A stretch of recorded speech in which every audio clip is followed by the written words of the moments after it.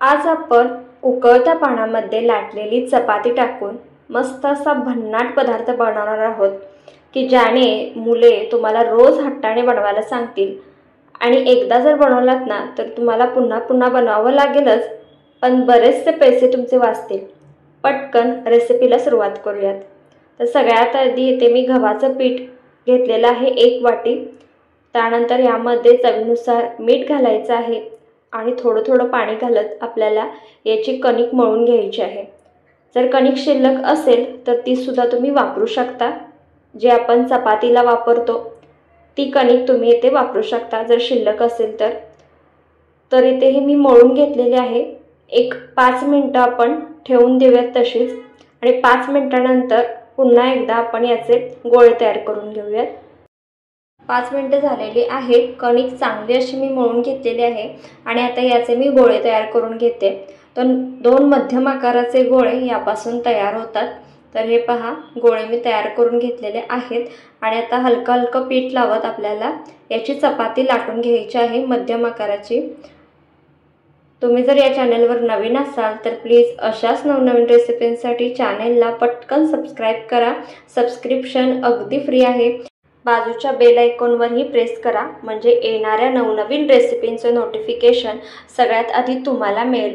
Recipe जर आवडत असतील तर लाईक करायलाही विसरू नका। तर हे पहा, मी मध्यम आकाराची इथे चपाती लाटून घेतलेली आहे। जास्त जाडसर किंवा जास्त एकदम पातळ बारीक अशी लाटून घ्यायची नाहीये, तर अगदी मीडियम साईजमध्ये आपल्याला ही लाटून घ्यायची आहे। आणि पीठ मळताना सुद्धा जास्त असं सैलसर पीठ मळून घ्यायचं नाही, हलकसं मीडियम कन्सिस्टन्सीचं पीठ आपल्याला मळून घ्यायचं आहे आणि तसंच पीठ इथे आपल्याला लागणार होतं। तर हे पहा, मध्यम अशी मी इथे लाटून घेतलेली आहे चपाती। आता दुसरी चपाती सुद्धा मी अशाच पद्धतीने लाटून घेते। दिलेल्या साहित्यामध्ये 2 चपाती आरामात आपल्या तयार होतात आणि 2 जणांसाठीचा पदार्थ तयार होतो। तर 2 चपात्या इथे मी लाटून घेतलेल्या आहेत आणि इथे पाणी गरम करण्यासाठी ठेवून दिलेलं आहे। तर 2 ग्लास इथे मी पाणी वापरलेलं आहे। त्यानंतर हलकसं यामध्ये मीठ घालायचं आहे आणि चमचाभर यामध्ये तेल घालायचं आहे, म्हणजे ज्या काही आपल्या या चपात्या असतील त्या एकमेकांना चिकटणार नाहीत।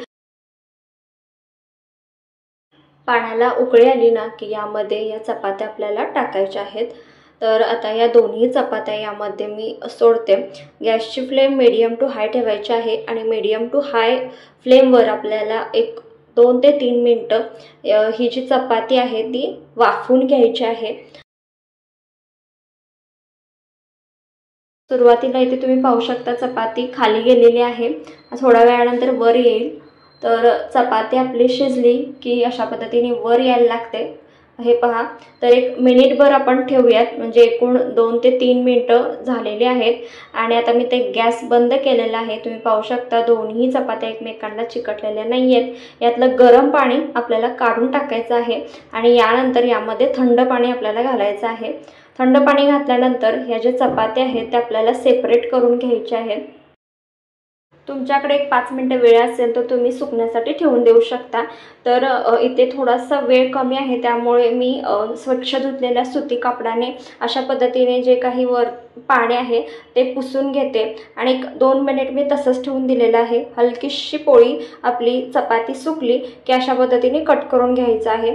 तर तुम्ही अशा पद्धतीने रोल करून सुद्धा कट करून घेऊ शकता किंवा तसं देखील कट करून घेऊ शकता। तर इथे मी हे रोल करून घेतलेले आहेत।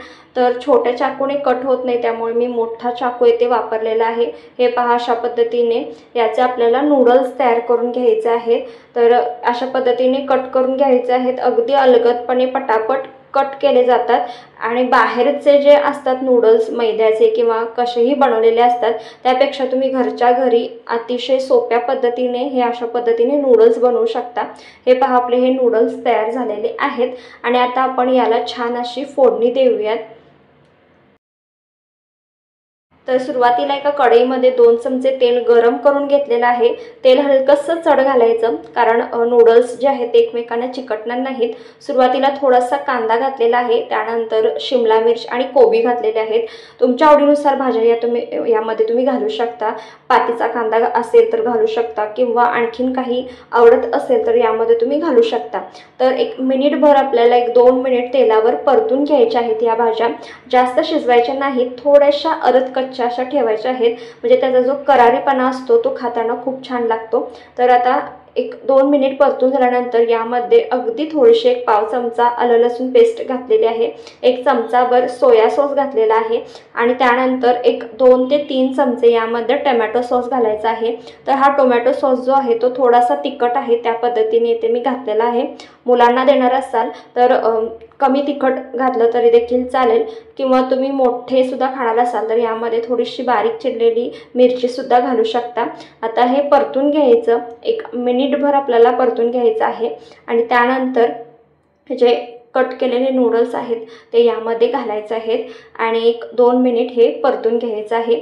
अगदी अलगद आपल्या हाताने हे परतून घ्यायचं आहे, म्हणजे नूडल्स कुठेही कट होत नाहीत आणि तेल हलकंसं चढ घातलेलं आहे, म्हणजे कुठेही नूडल्स असे चिकट होणार नाहीत, एकदम सुटे सुटे असे आपले हे नूडल्स होतील।